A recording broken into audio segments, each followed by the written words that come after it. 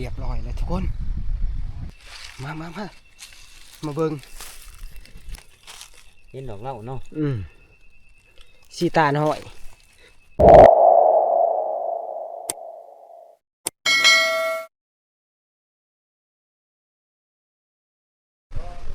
สบายดียามเช้าทุกคนมื้อนี้ทีมงานเฮาก็สิย้ายทัพอีกแล้วเนาะ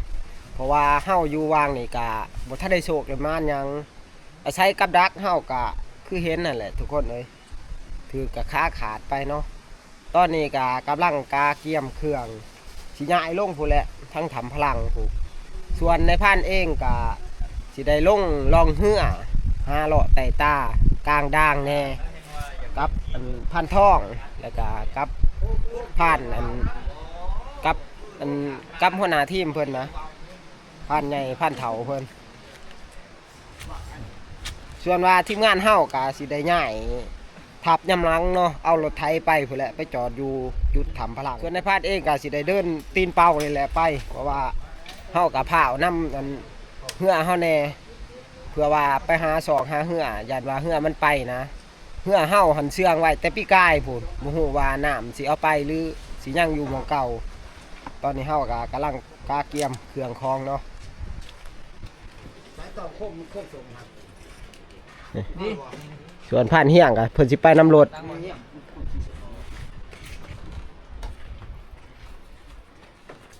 ครบเบิดแล้วบ่เครื่องคองเจ้าครบแล้วตัวนี้ดื้อไหมมองเด้ไผถือมองไฟถือบ่ไฟกันตรงน่ะนี่ดิไม่จอยเอาไปได้รถใส่รถไปก็ซื้อเอาหำมึงไป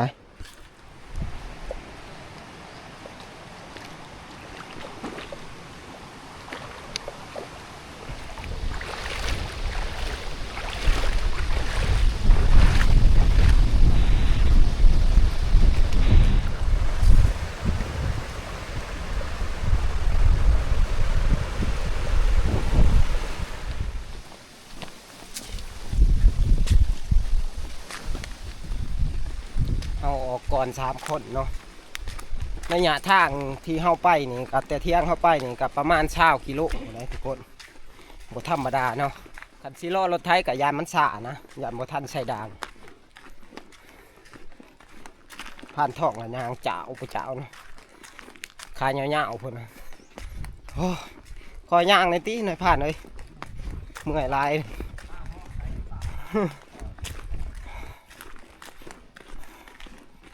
อย่าหายไปเรื่อยๆนะทุกคนเสร็จจะได้เนาะนอนอยู่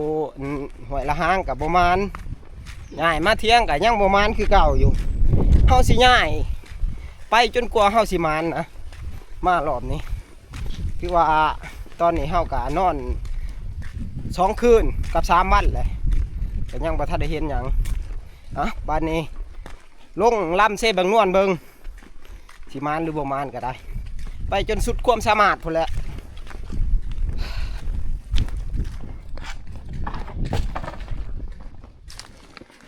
นี่เส้นทางรถเฮากะมีแต่โขดแต่หินเนาะมันสิเนินขึ้นไปเลยจนหอดนั่นตะพังเซ่พุ่นนะรถเฮานี่กะแล่นไว้บ่ได้คอยไปเนาะเพราะว่าไปก็มีแต่หินแต่อันนี้นี่แหละมันยากจังหวะนายผ่านตัดสินใจย่างเอาฮะถ้าว่าเฮาขี่รถนี่มันกะสาเนาะเพื่อสิฮอดกะมันสิคำเพื่อลงเสด่างเพื่อหาเหืออีกตอนนี้เฮากะมาฮอดทำแล้วเนาะคือว่าทำพี่ลอกที่ว่าทีมงานเฮาสิมาตั้งทัพอยู่นี่เนาะในมือนี่พาท่องเพิ่นกะสิป้าเครื่องป้าคองไว้อยู่นี่เนาะหลังจากนั้นกะสิลงไปใส่ด่างพุ่นแล้วอยู่พุ่นน้ำก็อยากเบิดแหละทุกคนยังมีแต่ว่าน้ำมันซึมนะซึมดานน้ำแรงนี่แหละเฮาสิใส่เห็ดอยู่คั่วกินนะถึงเฮาเอามาต้มกินมาเบิ่งสภาพทำหลายเดือนแล้วบ่ได้มาเนาะน้ำนี่ก็ยังไหลอยู่เนาะตอนนี้กาเวลาจะเข้าบ่ายโมงกว่าๆเลยนะเฮากะสิป้าเครื่องที่บ่จำเป็นเอาไปแต่เข้าคลองที่จำเป็นเฉพาะใส่ด่างพุ่นเลยเนาะอยู่ลำเส เอาเขาไว้ในที่ในผ่านทงเอาเขาในพวก คือสับแดดข้าวเป็นยังที่ บ่เป็นหยังดอกมีไฟเอานี่เครื่องคองเฮาที่เฮาเอาไปนำมีด่างคายแล้วก็เขาแล้วก็ศพนอนเนาะเพราะว่าช่วงนี้มันก็อากาศหนาวหลายขาดตัวนี้บ่ได้ได้ทุกคนเป็นหยังที่ว่าทีมงานเฮาจังอยู่คนละจุดละจุดเพราะว่าปีนี้เป็นครั้งแรกของการลงเซนวนนะบ่ฮู้ว่าเฮาสิใส่ด่างได้หรือบ่บางครั้งน้ำมันอาจสิหลายบางเทื่อเฮาก็สิใส่ด่างบ่ได้เนาะเลยลองลงไปเบิ่งรอบนี้ว่าเฮาสิกลางด่างได้หรือบ่ว่าบางเทื่อน้ำแห้งน้ำหยังเฮาก็ใส่บ่ได้ไปบัดนี้เดินต่อให้ทีมงานเฮาถ่ายอยู่นี่แหล้วเนาะนี่คือทับหลักของเฮาส่วนว่าพวกในพานนี่ก็มื้ออื่นเช้าพุ่นแหละจักสิได้ขึ้นมาหาอันทีมงานเฮาอยู่นี่เนาะยามด่างเฮาแล้วพุ่นแหละ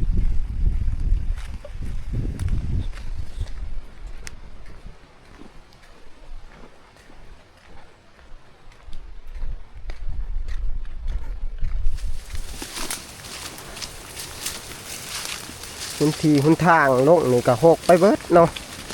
เพราะว่าเฮิงเฮาบ่ได้เที่ยวทางเส้นนี้หันบ่ค่อยมีคนเที่ยวเลยนอกจากทีมงานในผ่านมาเนาะ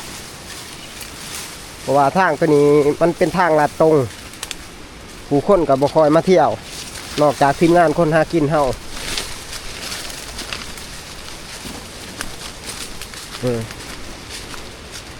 รอบแรกของปีเที่ยวนี่ก็อยากโคกแน่เนาะเห็นแต่ห้อยอันนั้นห้อยมักสองหางเที่ยวแถวนี้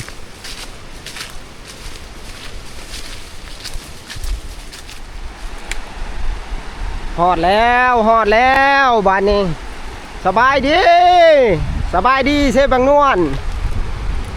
นี่ครั้งแรกของปีนะลงมาเยี่ยมยามน้ำก็ถือว่าบกพอสมควรทุกคนเลยเขาแนมเบิ่งสังเกตเบิ่งนี่ก็คือสิใส่มองได้อยู่ดอกเนาะเบิ่งไม่น้ำมันซอมันทางมาทุกคนเลยนี่คือจุดทับแรกของเฮาที่เคยมาอยู่นะ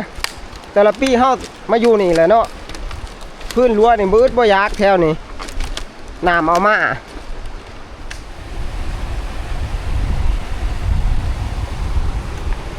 ตอนนี้เฮากามาฮอดจุดที่ว่าเฮาเคยพักนะครับทับเก่าเฮาแต่ว่าเฮากาสิบ่ได้ใส่ร่างอยู่ว่างนี่ดอกเนาะเพราะว่าเหือเฮาพูนอยู่ภาคเบื้องน่ะอยู่ว่างเทิงพุ่นเนาะเดี๋ยวจะน้อยเฮาก็สิย้ายไปพุ่นแหละย้ายไปหาเหือเฮาแล้วก็ไปใส่ด่างขึ้นมาเทิงเลยไป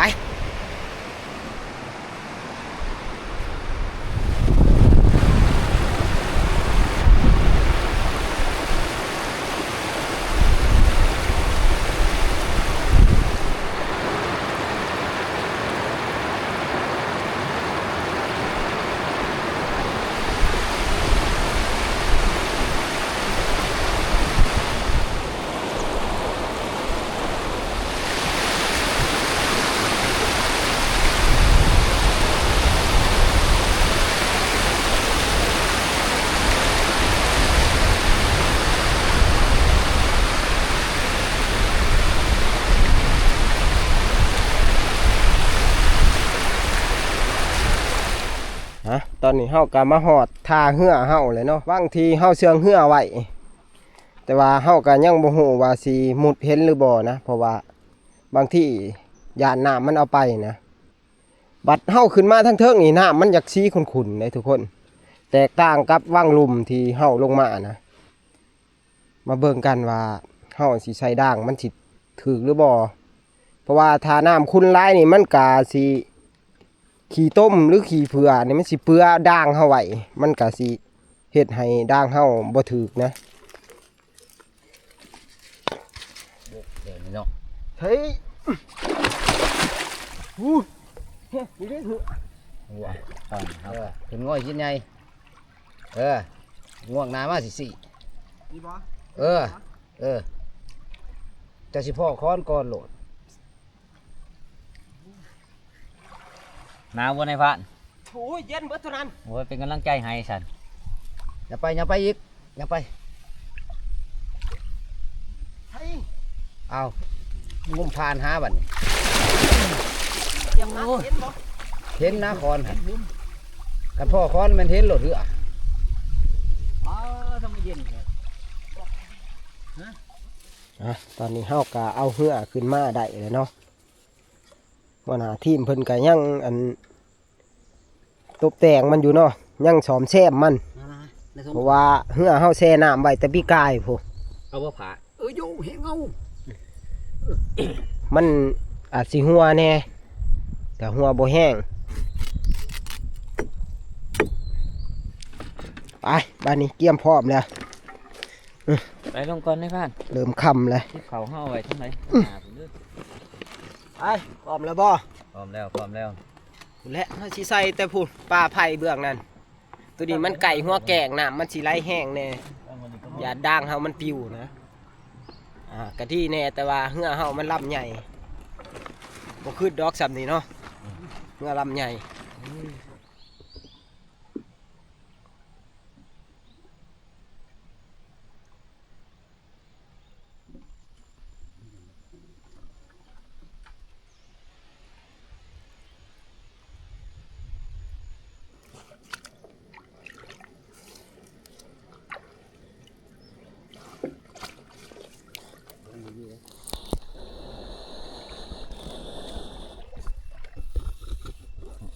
เอ็นแท้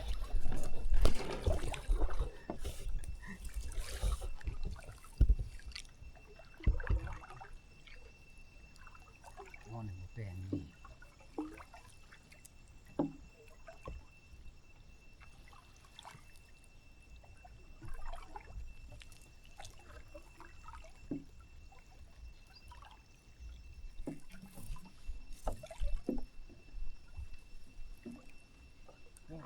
พอดีตกใส่ปลายไผ่พอดีเลย มาอยู่ป้ากันอยู่ไม้ไผ่นั่น เอาผ่านใหญ่หมดอีเด้อมืออื่นเด้อ โอ้ย อันนี้พอดี อยู่ซ่องเหลียบพังนี่ก็มีแต่ป่ากระสะกับหญ้าเล่า ปักเก่งเนาะ พูดขั้วชาวบ้านเพิ่นเอามาปล่อยนะมีแต่โตพี่ๆ เจ้า เพ ของ ราะว่า สิจับไหลอยู่ โอ้ยของได้ มีแต่โตพี่ๆเพราะว่าหญ้าแถวนี้มันก็หลายนะค่อนข้างอุดมสมบูรณ์บางทีผู้เฮ็ดสลายอยู่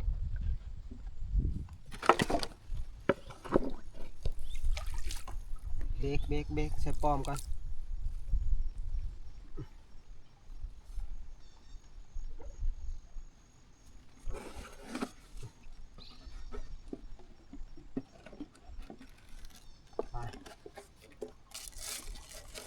แต่ละลังเฮาก็สิใส่กระปุกไว้แนวนี้เนาะกันลืมย่านลืมเพราะว่าด่างเฮาก็บ่หลายดอกเพราะว่าน้ำมันก็ขุ่นเฮาแนมบ่เห็นขาวมัน ตอนนี้ก็ใส่มาได้3-4ลังแล้วเนาะเริ่มค่ำแล้วเด้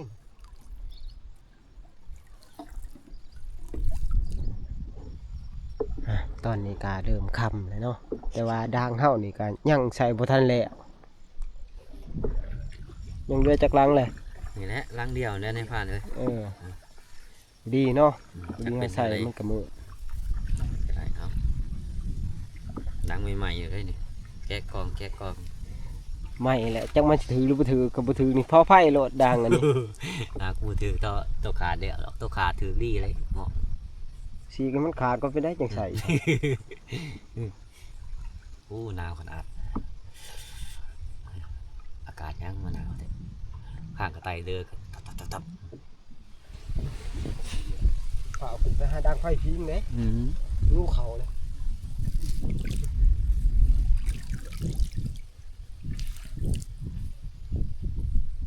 เนี่ยนั่นด่าง เอาอันนี้ อิหยังเหรอฮะ อันนี้คออีหยังเหรอ ไม่ทิ้งกัน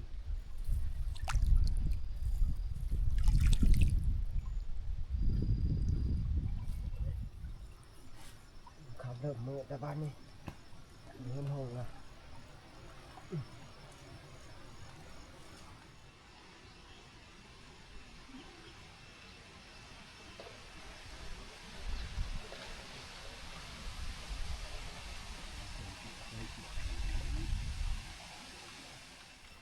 ไปขึ้นแห้งหนาวนี่เฮ้ยโอ้เป็นหนาวจนจังเบิดขา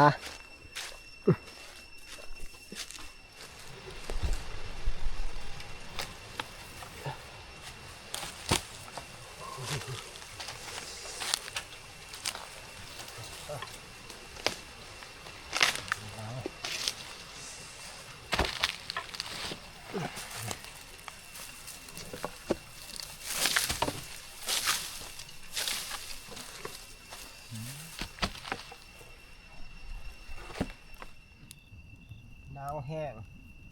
ซุ้มไผ่กองใหญ่ซ้ำกันกระสิเผาบักลอยโลก ออกมามันก็วิว เอ้ยโหตรงนี้มะนาว ช่วงตอนหมดเถื่อโน้น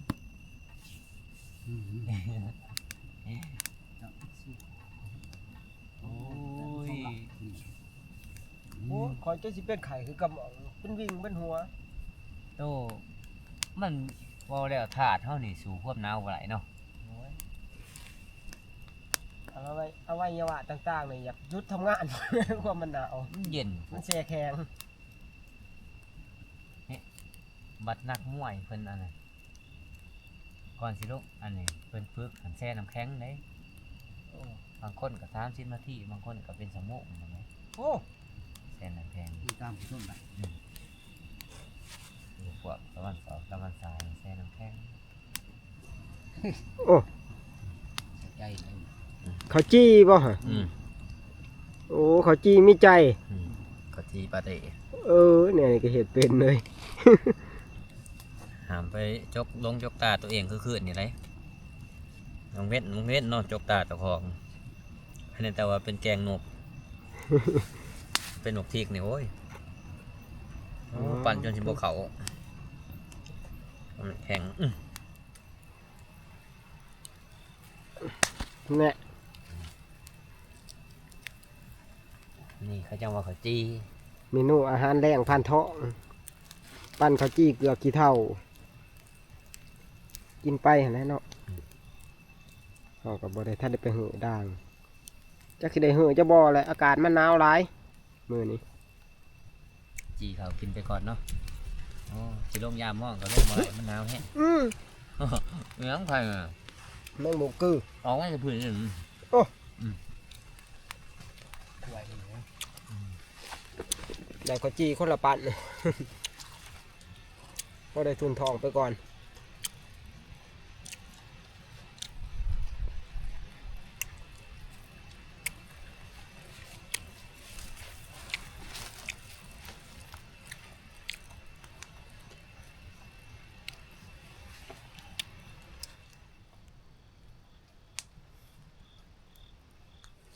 ไปบาดนี้หลังจากที่เฮาพักผ่อนเอาแห้งแล้ว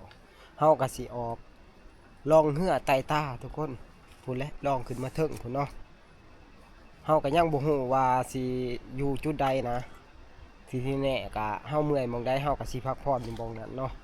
ไปเบิ่งนํกันว่าสิมีเหตุการณ์อิหยังเกิดขึ้นเนาะในค่ำคืนมื้อนี้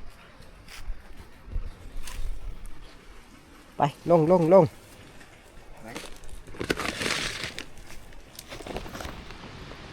มา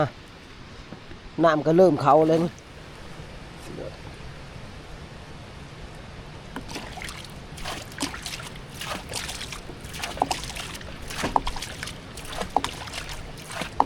ไปป่านนี้นายถ่ายเฮาก็คือให้หัวหน้าทีมเพิ่นเป็นนายคัดถ่าย ส่วนในพันเองก็อยู่ตำแหน่งหัวพันทองอยู่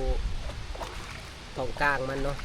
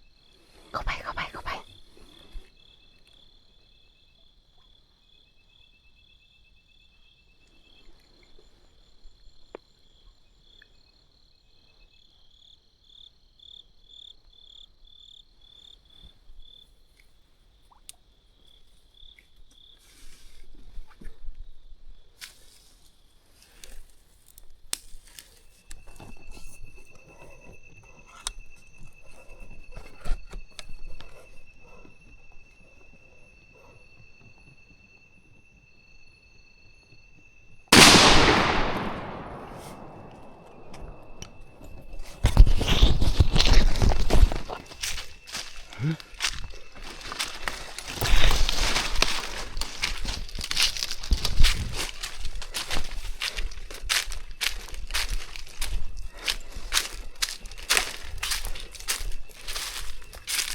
นบ่พันทอง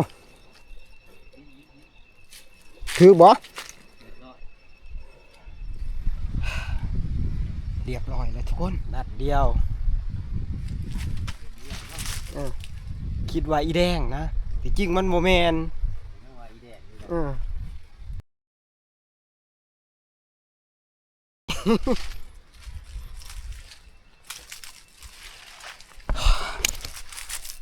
อันในพานเงี่ยงเบิ่งเห็นแต่อยู่กลางลำเสพุ่นเลยเนาะแต่ว่ามันบังเลยขึ้นมาซองเบิ่งขึ้นมาคอยเขามาพอดีเห็นตาเพิ่นนั่งคิดว่าตาอีแดงจริงมันโมแมนทุกคนมาเบิ่งเฮ้ยฮึกเป็นไงยัง เห็นดอกเหล้าเนาะ สีตาหน่อยฮะตัดไปแล้วแต้มหนึ่งทุกคนเก็บซิปไปนี่แหละถึงสิบ่ใหญ่กะแต่ยังไข่กลัวเฮาบ่มานทุกคนไปมานี่เอาขึ้นเหือเฮามานเลย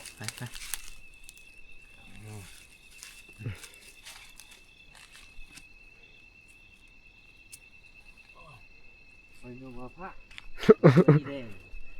ก็ว่าได้คือจังเห็นตาบอกชุงๆมันไปลองเหือคือเทิงต่อบัดนี้เฮาคิดว่าตาอีแดงนะมันนึงยามันใครกลัวบ่ได้เนาะแถวตัวพังนี่กะห้อยหมกเบือบักยังนี่ก็เห็นห่างๆเลยทุกคนมันบ่คอยลงลำเสนะเฮาพายเหือออกมานี่กะถือว่าได้ประมาณ2 กิโลแหละพอดีเฮากระเพาะตาอันเขาสิเป็นอีหยังนะจักเขาสิเอิ้นอีหยังเสื้อเหลืองบ่หรืออันหรือเห็นเหลืองนี่แหละในพานเอิ้นว่าสีตาน้อย ไปมานี่เดินต่อและลองไปหอดเทิงพุ่นละ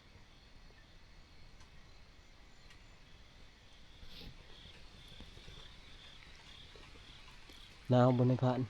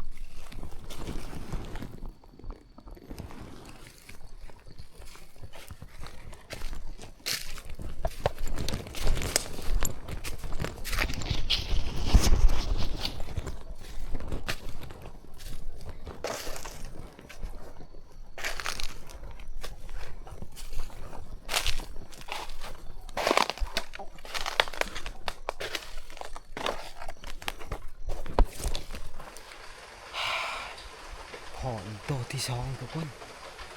แต่ว่าในผ่านทับน้ำกับทันนะเพราะว่าขึ้นลัด2 คนกับอะไรกันถามันสั้นเขามานำกับทันพอดีเนี่ยเห็นตัวตาลิบไปทับน้ำกับทันทุกคนเลยไปมาสิได้เลยอีเห็นตัวบางใหญ่มันได้ตรงนี้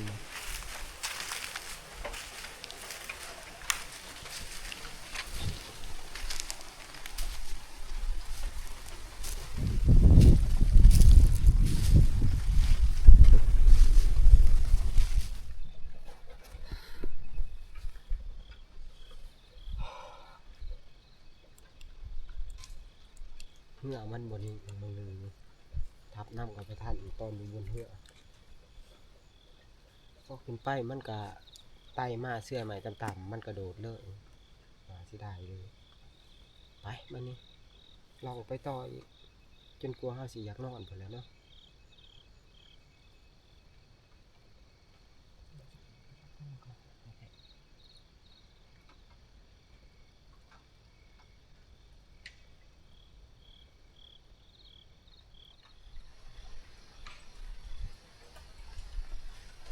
เขาไปจุดกำเนี่ย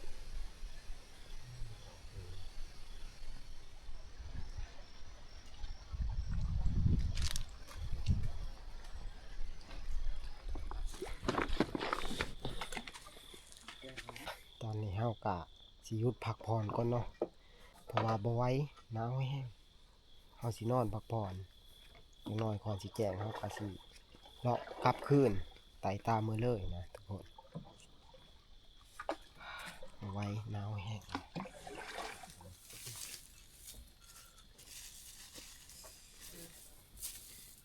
คนแน่กลาง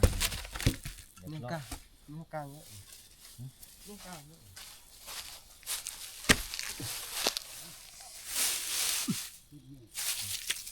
เย็นเขาไปในกระดูกโหดอก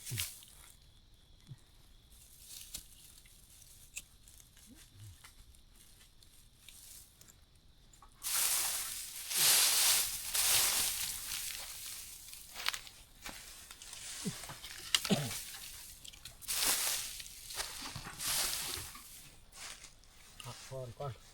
สักชั่วโมงหนึ่ง2 ชั่วโมงก่อนที่แจ้งคนแหละแต่ว่ากันใหม่ตามทีนี้ หนึ่งในโน่นท่ามที่โน่นต้นที่ เที่ยแห้งขึ้นไปหิวนอนเพราะแห้งเลย ขึ้นบ่ายสองไปแต่ในโน่น พันทองก็นอนเลยได้นี่โอ้เอาจังสันเลยบ่เจ้า เตะทับเตะสิก็คักคือกันเด้เนาะ เขาตะกี้นี่สู้โตจะจ่อยอยู่แล้ว สิแม่นหนาวทุกคนเอ้ยตอนนี้กาได้เวลา3 โมงกว่าๆเลยนะตี3กว่าๆเลยโอ้ยความหนาวนี่ไม่เบาทุกคนเอ้ยเย็นเข้าไปในกระดูกพูนเดี๋ยวเบิ่งนี่ติทีมงานเฮาแต่ละคนพูนพันทองก็ได้จากเอายังเขียนโตไปมานี่ได้เวลาหน้าที่แหละเฮาก็สิลองเฮือกลับได้บัดนี้กลับไปหาด่างเฮาพูนเนาะเลาะแต่ตาเมื่อเลยมาหาด่างเฮาพูนแหละไปในผ่านไปเกี่ยมแล้วบ่ จะลงความต่อ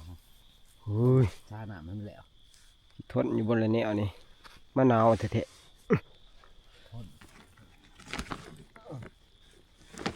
โอ้ย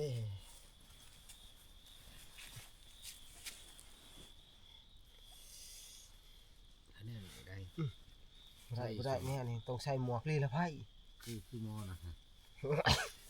3 โต 4 โต หนาวคักได้ยินรหัสอยู่บนระเนว ไหวมันบางนี้ครับ เอาของอุ่นแล้วแหละโอ้แม่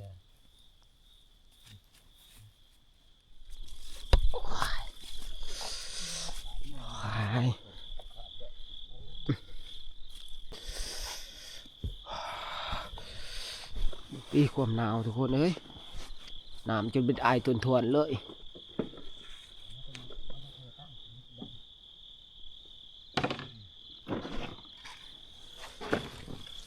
มาเข้ามา